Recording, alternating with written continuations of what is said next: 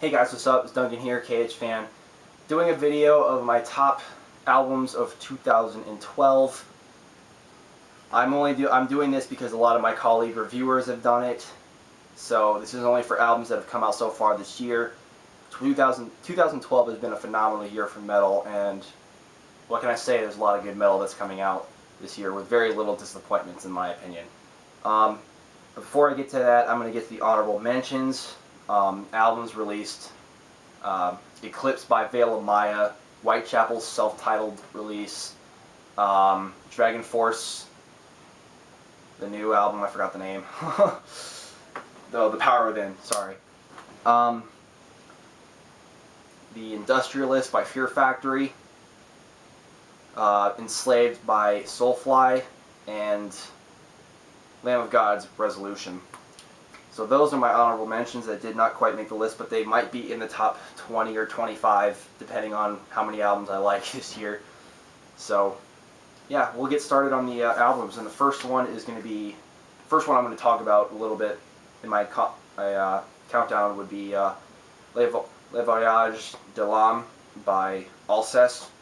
Forgive me if I pronounced that album title wrong. This is definitely the most beautiful release I've heard in quite some time. Like, it almost feels like I'm almost getting a vibe of like listening to like Celtic music when I'm like taking a nap or something. But this album really I started really digging, thanks to Mr. Candlespork and Count Blagrith for getting me into this band, because honestly I really love this album. Nige, the vocalist, he wrote a damn good album. I mean, it's a very raw sounding album, which is probably the most raw sounding album I've heard so far this year, at least that I could think of.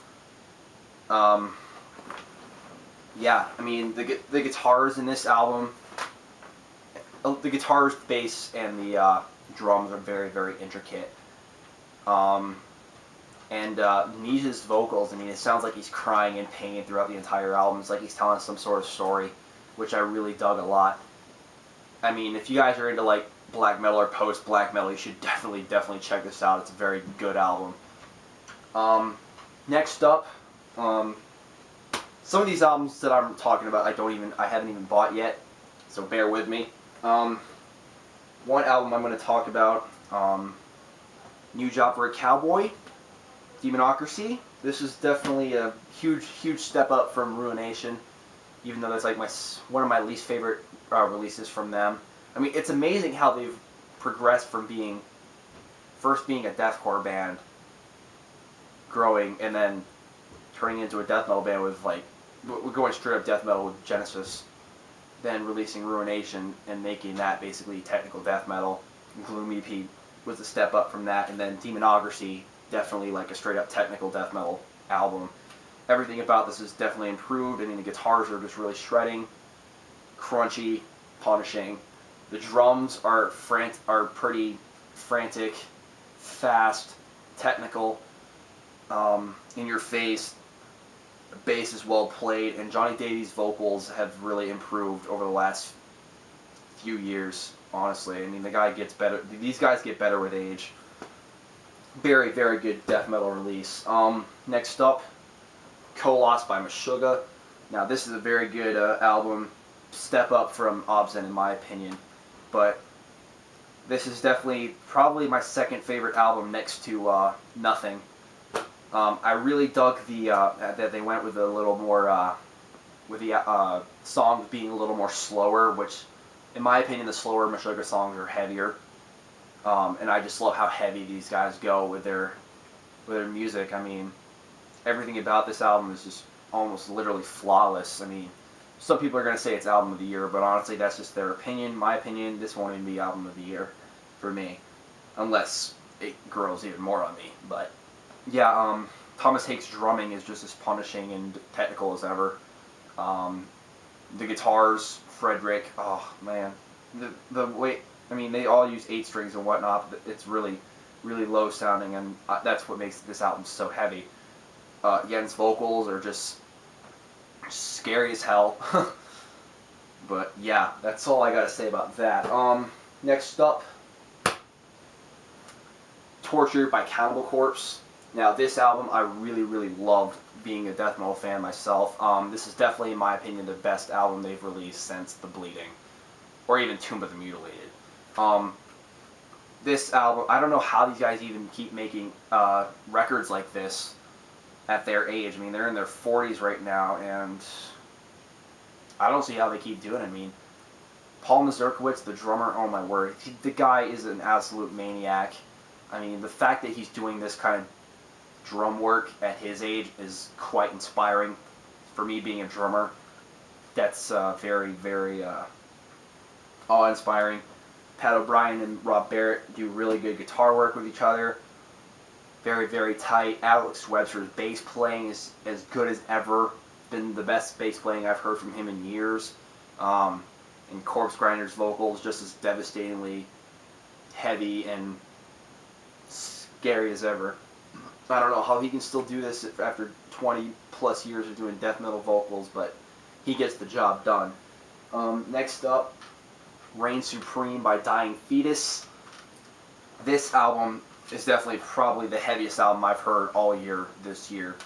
The way that they do this as a three-piece is just mind-boggling. I mean, John Gallagher and Sean Beasley, do this album justice. I mean, with their both vocal styles, I mean, Sean Beasley mostly does the higher screams, and John Gallagher does all the guttural stuff, which is a very good combo. I mean, they do this album justice, and it works out perfectly for this. This is the second album from Dying Fetus that they've done as a three-piece, which still blows my mind that a death metal band that's a three-piece can pull this shit off.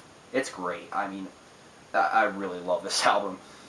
And if you guys are a fan of death metal, you should definitely pick this up. I didn't buy this album either, but I'm going to mention it. It's Fire from the Sky from Shadows Fall. Now, this album was probably the biggest shocker to me coming out for this year. I mean, I'm a huge Shadows Fall fan, and I loved Retribution to death. And now that they released Fire from the Sky, it was just like, I love what they've done. I mean, it's definitely not as thrashy as Retribution, but it's definitely a very heavy record. The thing I was most impressed with was definitely Brian Fair's vocals, as well as Matt's vocals on this Clean Singing. I mean, they both do a very good job with vocals. I mean, that's all I really got to say about that. John Tenay lead guitar playing is just crazy.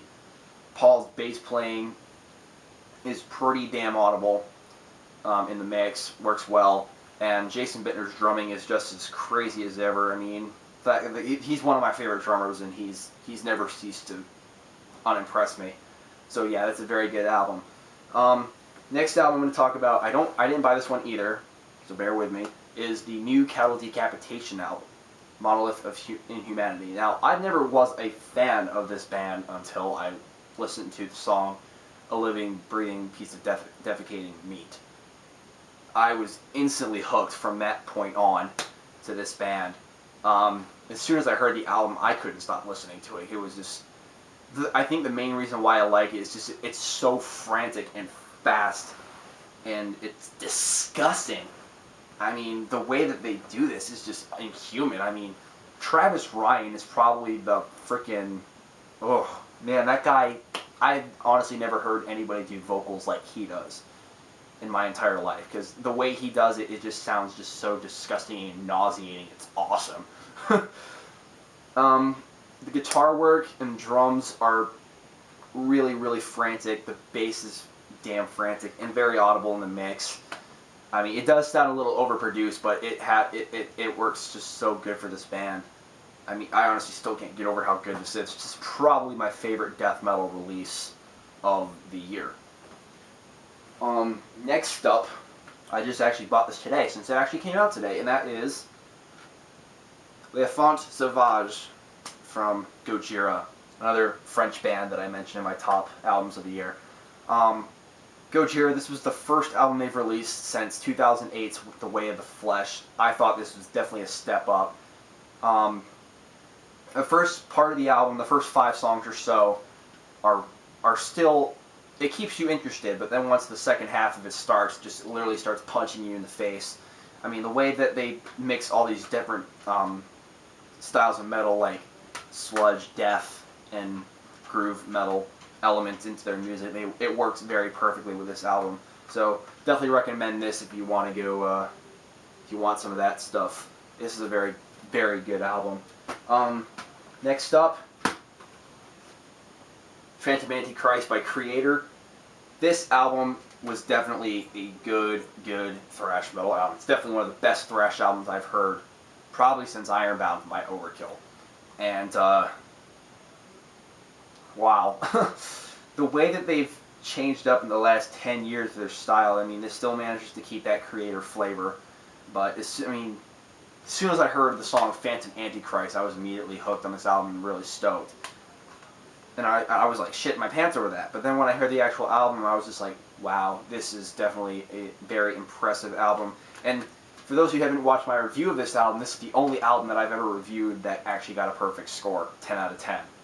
I love how Millie's vocals, how they're presented. He's definitely one of the best thrash metal vocalists in thrash metal history, or just in general. I really liked how they've incorporated some melodic guitars into the album, which you don't really hear much of in thrash metal albums. You just hear a bunch of crunchy riffs and whatnot. But they did it very well in this on this album, and the drums are just fast. It's very, very good. The production overall is really, really good. And I was really surprised when I heard Millie doing clean vocals. I think it was on the song From Flood into Fire, which is easily one of my favorite songs in the record. Yeah, his clean vocals were definitely impressive on this. I really wasn't expecting that at all. And that's one of the songs, in my opinion, that's going to be like kind of like an anthem. You're going to hear, like if you go to a Kreator show and they play that, you're probably going to be singing along to that chorus because it's just so epic.